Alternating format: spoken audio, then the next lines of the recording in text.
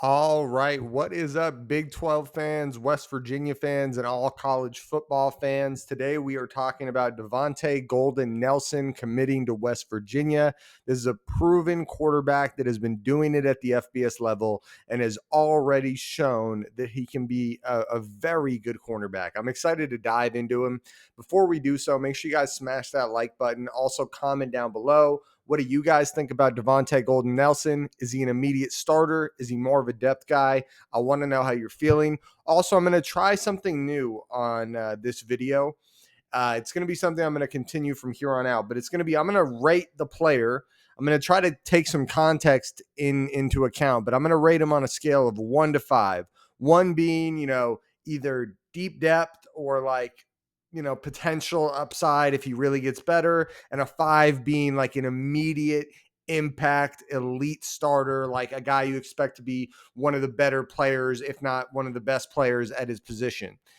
So let's go ahead and dive in. Subscribe to the channel if you haven't already, and hit that notification bell so you always know when we put out new content. Also, the show is a part of the 1012 Network. 1012 Network, sponsored by Charlie Hustle. Check them out. You can see the gear here. It's vintage made fresh. Great stuff. Go to charliehustle.com. Use code 101215 at checkout for 15% off any non-sale items. Seriously, great quality clothes. Again, really good stuff. charliehustle.com, 101215 for 15% off any non-sale items. Okay, guys. And so, like I mentioned, we do have some tape to watch on the kid. He posted some highlights during his time at Akron on his Twitter. So let's take a look. You can see here, this up front is against Ohio State. There's going to be a highlight here of him going against one of the best receivers in college football, Emeka Egbuka. So you can see here, right on the sideline, right? They try to bomb it up to Emeka Egbuka, and he hits his legs out from under him, and he's not able to catch it in bounds. Very nice play. You also see him talking a lot of crap after the play, a lot of swagger, a lot of confidence. Another over the middle against Rutgers, another solid college football team, and he breaks up the pass, throws the seatbelt on him there. Very nice.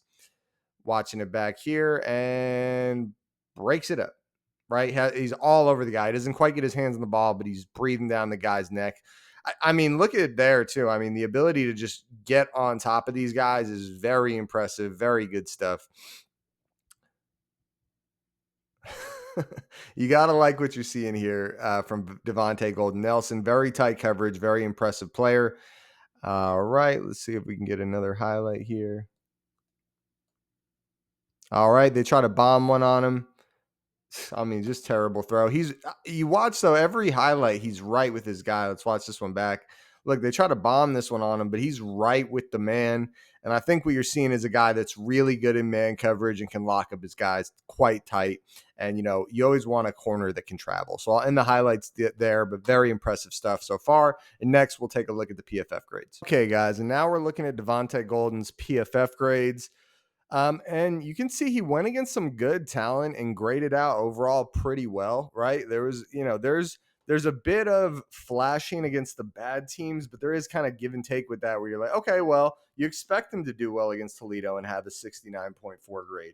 You expect them to do well against Kent State with a 70.5 and a very good grade against Northern Illinois, who I believe beat Notre Dame last year. Not saying they were great, but, still take that into account. So 74.2 best grade of the season and 71.7 against Colgate, which was clearly a weaker team. Not at the talent level of a Akron. So you take a look here. Worst grade of the season is against Buffalo, and the worst part of it was the coverage. But outside of that, there was some below average to bad coverage grades, but nothing terrible. And then you see on the season, he had a 65.4. The other thing I pulled is targets based on his amount of coverage snaps. So he had 302 coverage snaps. For other reps or for other corners that played at least 300 coverage snaps, that puts him, in the minority, right? There's a lot of guys that had a lot more snaps than him that had way less targets, which means, like we mentioned, his man coverage was on point. Very impressive there. I wish they had a percentage. I don't. Oh, they do here. So let's see. Sorry, I don't have it on the screen, but I'm pulling it on the other screen. I'll share it right now. So this is reception percentage. So that's what percentage of their targets were caught. So let's see here. So he would be think he winds up right over here. So he'd be 62nd of all FBS corners and how many of the times his guys were targeted that were caught, right? I think what's more impressive for me is of the corners that played at least 300 coverage snaps, he only got targeted 50 times, which tells me that his guys weren't getting open a ton. It puts him in a good spot. Now, some of the guys had more coverage snaps than he did, but you look here for guys that played at least 300 coverage snaps, he was, outside the top 100, it looks like. Yeah, Devonte. Yeah, so he was 100, tied for 130th for targets. Now, some guys had, less more snaps than he did. So, take what you will there. The other thing is this yards per reception, right about average where you'd want it to be 12.1. So overall, the PFF grades look good. I don't think they look amazing. I think they look solid. He had a good year the year before in 2023 with a 70 grade on a smaller sample size, but I thought the tape looked good and the PFF grades look solid. So definitely a solid performer for West Virginia. And now I'll move into my final thoughts on Devonte Golden. Okay, guys, so I'm about to give my final thoughts on Devonte Golden-Nelson. Before I do so, make sure you guys like the video. That'll help get it out to more Buffalo and Big 12 fans. And then comment down below, what do you think? Do you think he's an immediate impact player? Like I said, I'm going to grade him on a scale of 1 to 5 stars based on my opinion of what I saw on the tape, what I saw on the PFF grades, kind of combine those two and give an idea. Again, 1 would be a guy that really needs some work, and 5 would be like top of his position, very legit starter. So I think I'm going to go with right in between a 2 and a 3 star for this guy, a 2.5 stars. So I'm gonna give some wiggle room there for middling between a 2 and a 3.